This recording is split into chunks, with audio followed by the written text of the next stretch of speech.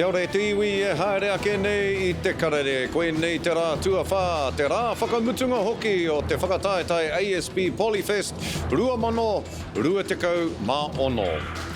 Koe te tauira whare kura tuatahi kia whakawhiwhia ki tētahi o ngā karahipi mana nui o te ao nei.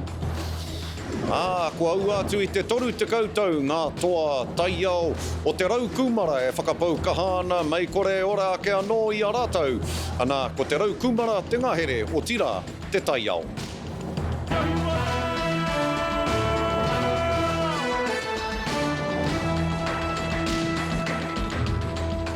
Norere tiwi nau mai ki te karere I tēnei rā, Anei e whakapāho atu nei kia koutou I konei I te whare tapere o manu kau o tira I te rā tuawhā, te rā whakamutunga hoki o te whakataetai ASP Polyfest, rua mano, rua tekau mā ono. Hoi anō rā e karema, hei tuatahitanga mā tātou I te karere I tēnei rā nei, kuia te tauira whare kura tuatahi, kia whakawhiwhia ki tētahi o ngā karahipi mana nui o te ao nei. Kei te aruaru ia I ngā tapuai o tōna kuia, o Makereti Papakura ki te whare wānanga rongonui o Oxford. Kia tahuri ake tātou ki tēnei pūrongo mōna. Te whare wānanga o Oxford, nei rā te kāinga hou mō naianga tapiata. Nōku te maringa nui o tira, no tōku kura, no tōku whānau, no tōku hapū, no tōku iwi. No mātou te maringa nui. Ko te kōrero a te whare huia e me ana I nau nui koe I te wai, me mahara koe ki te puna. No reira, ka mahara tia ngā puna kōrero I whāngai mai I a mātou katoa. Aha kua ko tōku ingoa, kua titia ki tēnei karahipi, ka tika here toko maha ke atu ngā ingoa, kei muri I tērā o ngā ingoa. Kua titia te ingoa o naianga ki te taha o tōna kuia Iho pū manoa, ko Makereti Papakura ki te whare wānanga o Oxford. He kui tino whakahirahira kia mātou o tūhaurangi Ngāti Wāhia. O tira, kia tātou ngai Māori. Toko maha ngā tāngata pēnei Linda Tuhiwai Smith mā, ngā manutaki o tēnei ao, e tūnei tātou I tēnei wā. Ko Megi Papakura tō rātou iho pū manawa I a rātou e takahi ana, e para ana I tērā o ngā huarahi. Ko ia tērā I tirohia e te toko maha, ka hua mai ko ngā pī ki rangatira o tēnei wā. No reira, he pērā tōna momo, he momo nunui, he momo roroa.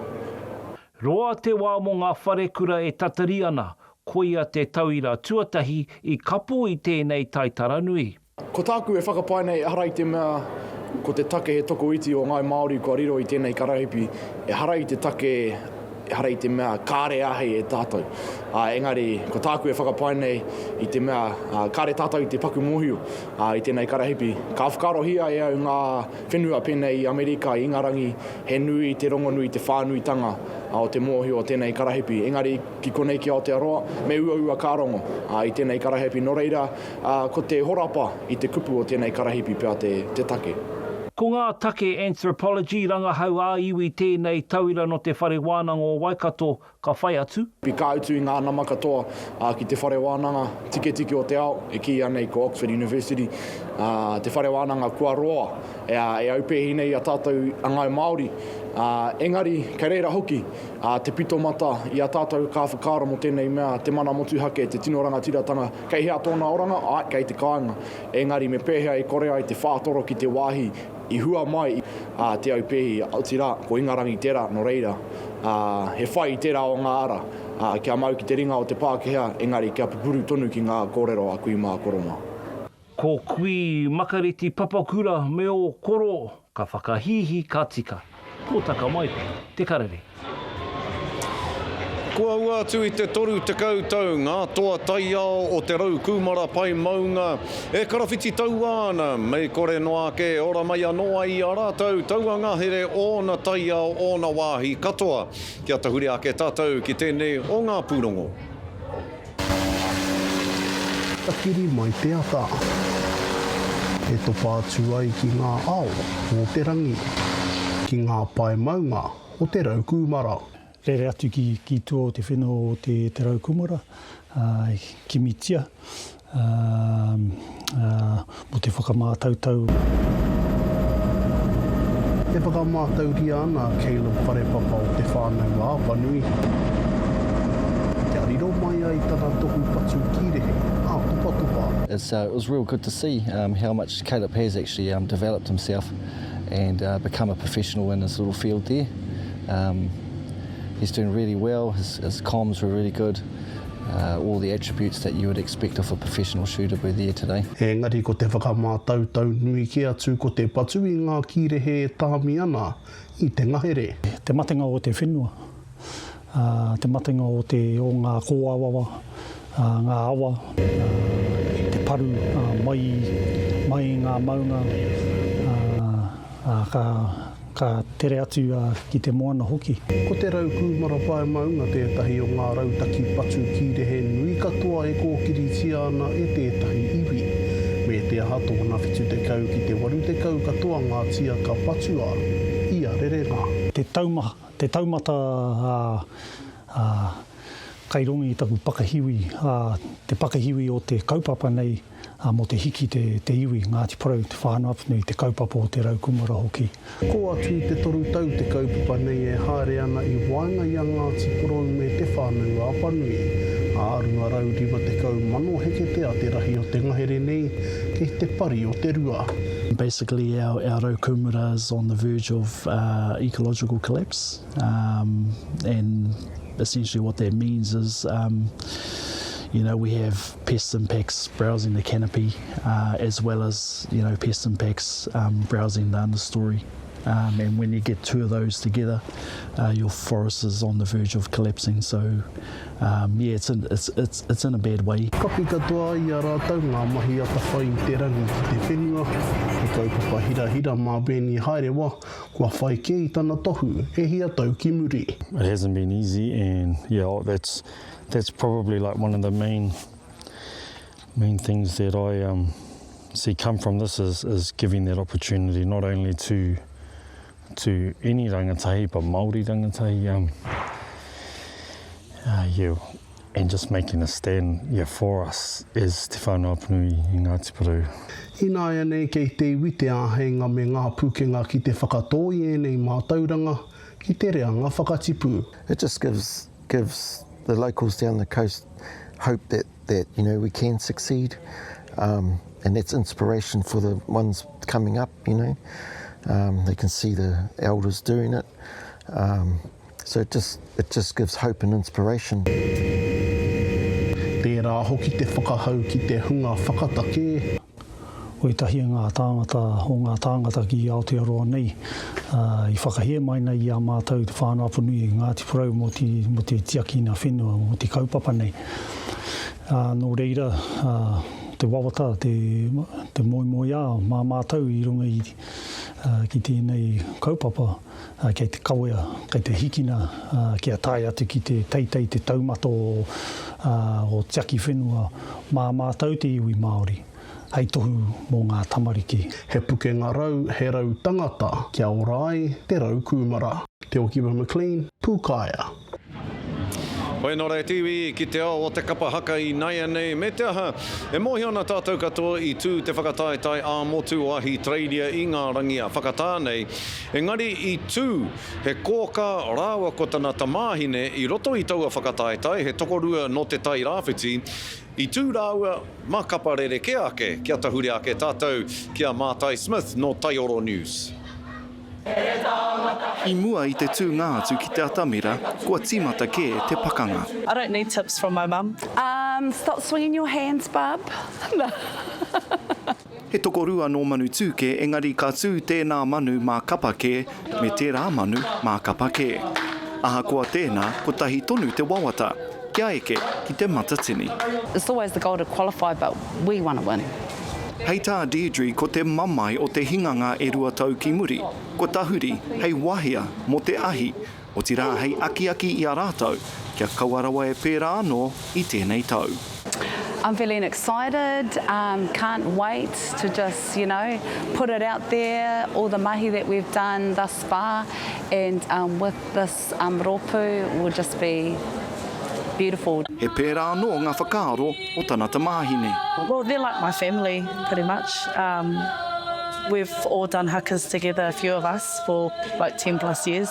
So it was nothing new for me, like, you know, meeting new people. And but it's a very tight-knit community, awesome people, love them all. I mean, you know, I would love that Shelves was in our rōpū, but I also take my hat off to Shelves for her loyalty to her rōpū, because she was there before this rōpū even was established. At the end of the day, we're just being Māori, whether she's in that rōpū or whatever. I'm happy for her, and yeah, but you know, I would love for her to be in our ranks, but kei a koe.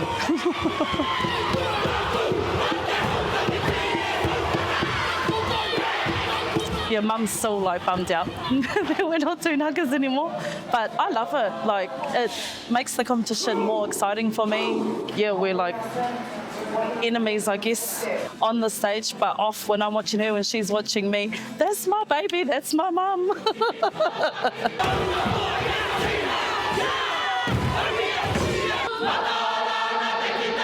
I te mutunga. Second place, te kapago te hau Tāwhiti. Koe eke panuku rāua. Couldn't have asked for a better ending to this story. Absolutely, like we're both going to Matatane. Hopu hopu, here we come. Here we come. Mum and daughter in two different rōpū. Hei te tau e tū mai nei, ka topa ngātahi anō we nei manu ki hopu hopu. Kia rongo ai te ao, kia whakaata atu hoki i te kaha, orono whakaata. Mātai Smith, Tai Oro. Hei nora e te iwi, muri ake i ngā whakatairanga, ka haere tonu ngā kōrero i konei te Polyfest o 2026. Tēnei wāne ki te ake anau, ko tētahi o ngā kapa e whakaeke ana ki rungi tata mira ka tahi anoa hoane waititi ka eke, me te aha kei te haere tonu tā rātau mahi i tēnei wāne, koera tētahi o ngā kapa, toki nui toki roa toke ane o tēnei o ngā whakataetai. Ko te rōpū whakamutunga i tēnei ahi nei, ko tētahi o ngā rōpū toa katoa tēnei takiwā, ana ko te kura tuarua o Waiorea. Hoi anora, a muri ake ngā whakatairanga, ka rongo kōrero tātou i a Willie Jackson, kai tōranga pū no te rōpū reipa, ana ka kōrero māua mo te Polyfest nei, mo te whakahoutanga o te runanga minito o te kāwanatanga i te rā nei tai ake rā ki te wero a te whakaruru hau o ngā reo irirangi o te motu i te poronga ki wāra taupūtea. Kia mautonu mai a tiwi ki te Karere. Hoi nora e tiwi nau mai hoki mai ki te Karere i tēnei rā, e whakapāho mataara atu nei ki o koutou i te whakataetai Polyfest 2026 o tira.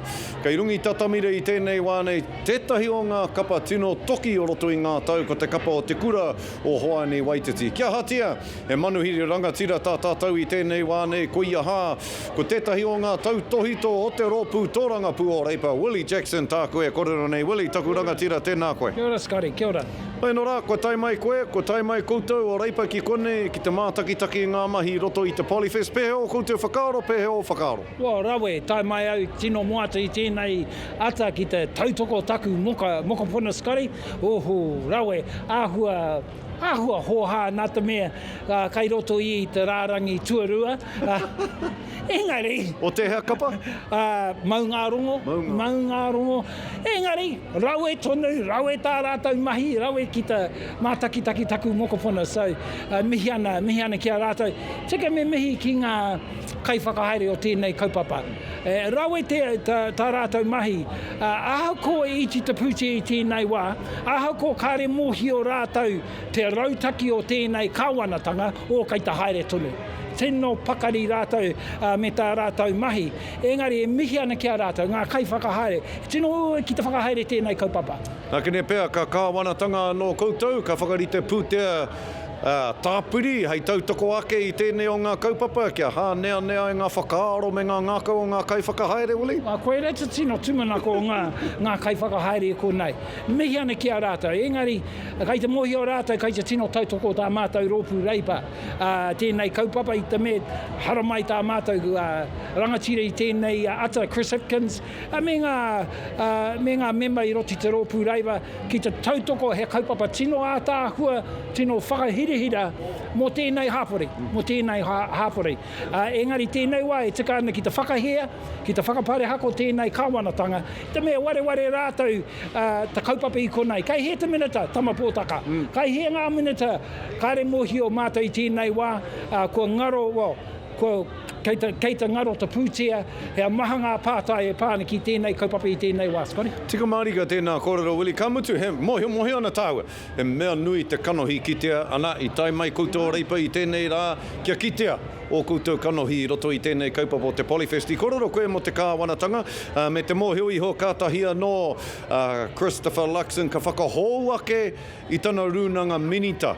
Pēheo whakaoro ki ngā whakahoutanga ki te rūnanga minita o te kāwanatanga. Well, mau taima tērā, hoki, skori, mau taima tērā, ai. E te mea, ko te pātai nunui, kai hea tātou te iwi Māori.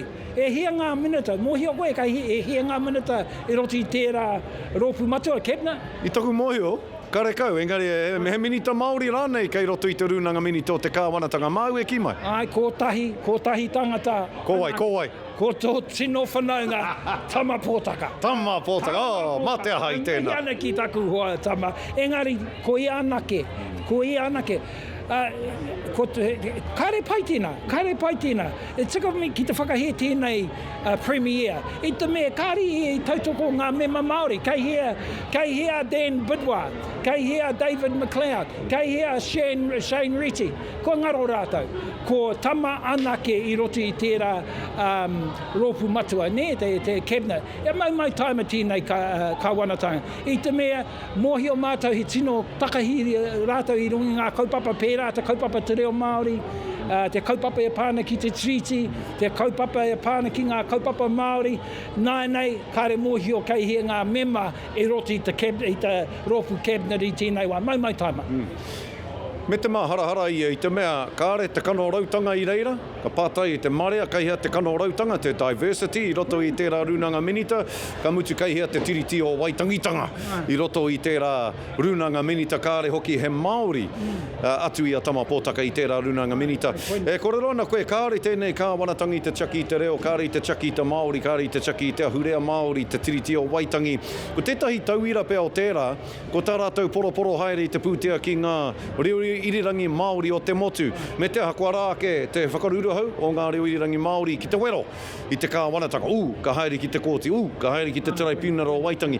Pēheo whakaaro, Willi, pēheo whakaaro ki ngā pēhitanga a tēnei kāwanatanga ki runga i ngā reo irirangi Māori. He nui te pēhitanga i tēnei wā i runga i tēnei kāwanatanga. Engari, tika me mihi kia koe, ho kāro hai ki te au i tō kōrero i runga i te pāwaka whakāta i te wiki kua pahure. Rawa e tō, rawa. Kua kore mahi ahau. Lereke, i te me kōrero koe i roti te reo pāka. Engari, mihi ana kia koe, mō tō kōrero, whakahea pēr i tēnei wā. He maha ngā wanga mō ngā reo irirangi i tēnei wā. I te mea, kāre mohio rātou te rautaki o tēnei kāwana, e mohio rātou, engari, mohio rātou te tikanga o te kāwanatanga, engari kāre tino mohio rātou te tikanga te rautaki o te māngai pāho i tēnei wā. Kia hau kāre au e whakai me te kōrero whakaro a Larry Pā i tēnei wā. Ko pai a Larry, kāre pirangi ki te whakahi te tangata. Engari karau i whakai me ona whakaro, e pāna ki te ngā pūrongo, ngā karere, ne? Kia hau e tika ana mō mātou ki te puta ngā kōrero e pāna ki te reo i a haura. Rite ngā Pākehā News, ne? I runga 1ZB, National Radio, TVNZ. Engari, kia hau e rere ki te tikanga mō ngai Māori, ne? Koina te whakaro tēnei kāwanatanga i tēnei wā. So, kāre au whakai me tō kōrero whakaro Larry Pā, aha ko pai te tangata, Larry, mō i o tāua, pai te tangata. Wero hea te kaupapa, kaua ko te tangata. Koina.